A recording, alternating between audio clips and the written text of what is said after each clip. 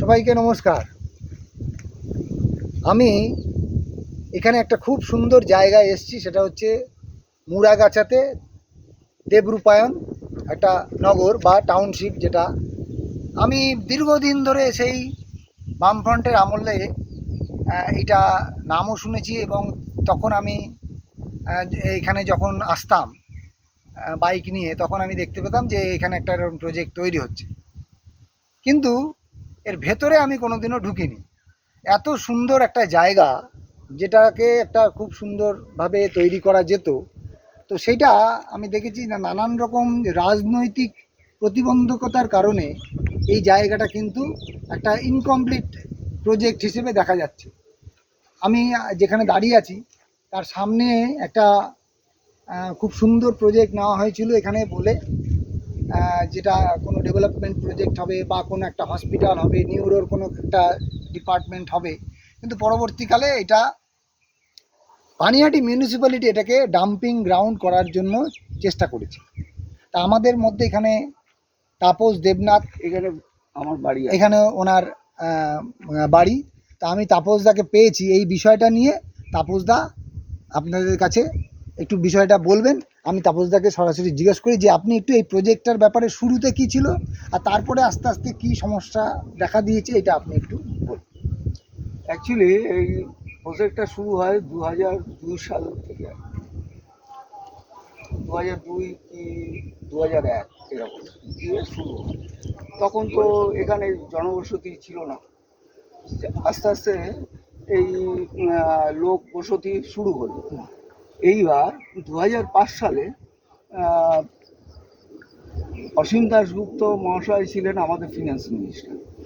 উনি বলেন যে প্রপোজাল দেন যে আপনাদের ওখানে যদি জায়গা থাকে তাহলে আমাকে কিছু জায়গা দিন, তাহলে আমরা ওখানে একটা হসপিটাল করতে পারবো।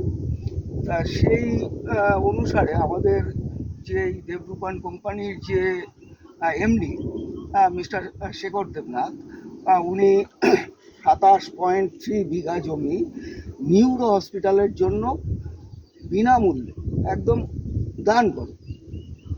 এই যে দান করার পর এরা এই জমিটা নেওয়ার পরে বহুদিন এটাকে ফেলে রেখেছে। 2011 পর্যন্ত এটা অ্যাজ ইট ইজ এইভাবে পড়েছিল। তারপর তো তৃণমূল সরকার আসলেন। এইবার তৃণমূল সরকারের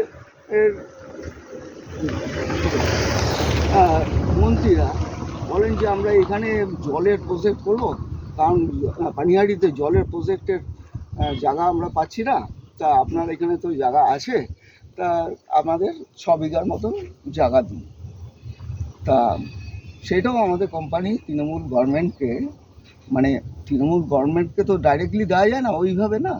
এটা বিলকান্দা গ্রাম 1 নম্বর গ্রাম পঞ্চায়েতকে 6 বিঘার মতন কাছাকাছি, কম বেশি আছে একটু। মানে ওইটা কি ওই যে জায়গাটা হসপিটালের জন্য ছিল সেখান থেকে না? না না, সেখান থেকে না, সেখান থেকে না, এটা আলাদা আলাদা আলাদা দেওয়া হয়েছে। এবং এই আলাদা দিতে গিয়ে একটা আমাদের প্রবলেম হয়েছিল, যে যেরকম ওরা চেয়েছে যে হসপিটালের সংলগ্ন আমার জায়গা চাই। আচ্ছা, কিন্তু ততদিনে তো আমাদের হসপিটালের কাছাকাছি অনেক লোকে প্লট কিনেছে, জমি কিনেছে। এইবার তাদেরকে ওখান থেকে সরিয়ে শিফট করে আরও বেটার জায়গায় সামনের দিকে তাদের স্থানান্তরিত করতে হয়েছে। তাতেও কোম্পানির অনেক লস হয়েছে। এইবার ওই হসপিটালের জমির সঙ্গেই আরও 6 বিঘার কাছাকাছি আর কি, কম বেশি আছে কিছু জমি দেওয়া হয়েছে। এই টোটালটাই দানপত্রের মধ্যে স্পষ্টত লেখা আছে, একটা জল প্রজেক্টের জন্য, আরেকটা নিউরো হসপিটালের জন্য মানে উল্লেখ করা আছে।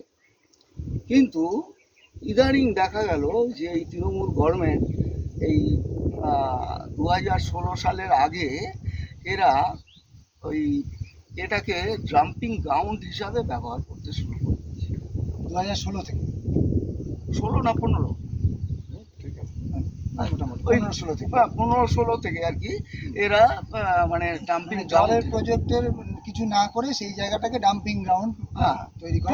টোটাল জায়গাটা মানে নিউরোর জন্য যে হসপিটাল জমি দেওয়া হয়েছিল ওই জমি প্লাস জল প্রকল্পের জন্য যে জমি টোটাল 33 বিঘা জমির উপর তারা ডিসিশন নিয়েছে যে এটা জাম্পিং গ্রাউন্ড করবে। কিন্তু আপনারা তো দেখতে পাচ্ছেন যে এখানে প্রচুর বাড়িঘর আছে এবং অনেক বাড়ি ফ্যামিলি এখানে অলরেডি 150 ফ্যামিলি বসবাস করে। হ্যাঁ, আরও লোকের জমি আছে, তারাও আগামী দিনে আসবে। হ্যাঁ, তা এখানে যখন একটা বসতি তৈরি হয়ে যাচ্ছে সেখানটায় যদি ডাম্পিং গ্রাউন্ড হয়, যে পচা দুর্গন্ধ, হ্যাঁ, তারপর একটা কি বলবো পলিউশন, হ্যাঁ, এইটার ফলে এখানকার লোকরা তো অসুস্থ হয়ে পড়বে। এটা মূলত পানিহাটি মিউনিসিপ্যালিটির উদ্যোগী হচ্ছে এটা হচ্ছে, কারণ তাদের সাথে বিলকান্দা গ্রাম পঞ্চায়েতের একটা টাই হয়েছে। আচ্ছা, তাই এই যে বিষয়টা, যে এটা আমরা দেখেছি যে রামচন্দ্রপুরে যেটা পানিহাটির 23 নম্বর ওয়ার্ড, সেখানে একটা ওখানে একটা ডাম্পিং গ্রাউন্ড রয়েছে এবং ওখানে দীর্ঘদিন ধরে মানে আমি তো মানে ছোটোবেলার থেকে দেখে আসছি যেরকম একটা ভাগাড় বলে, রামচন্দ্রপুর ভাগাড়।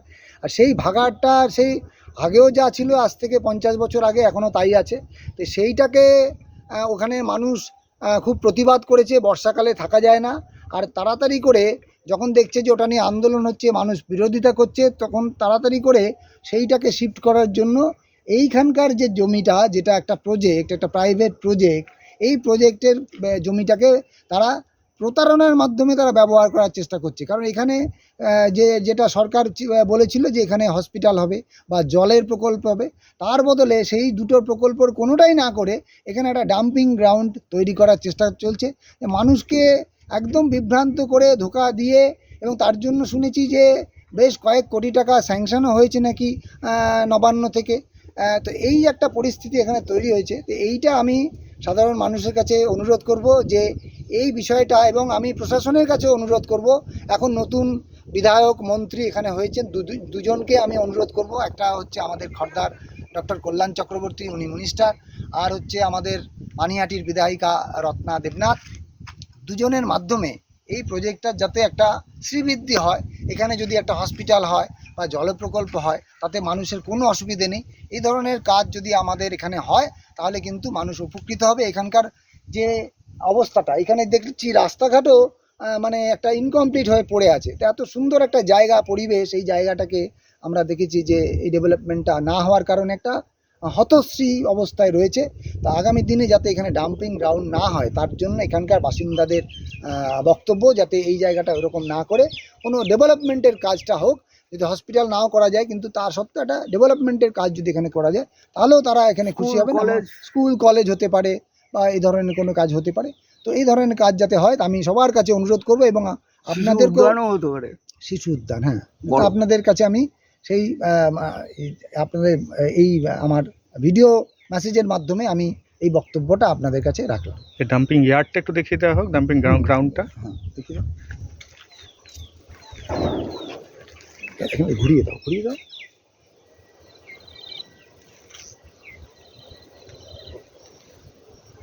ঠিক আছে।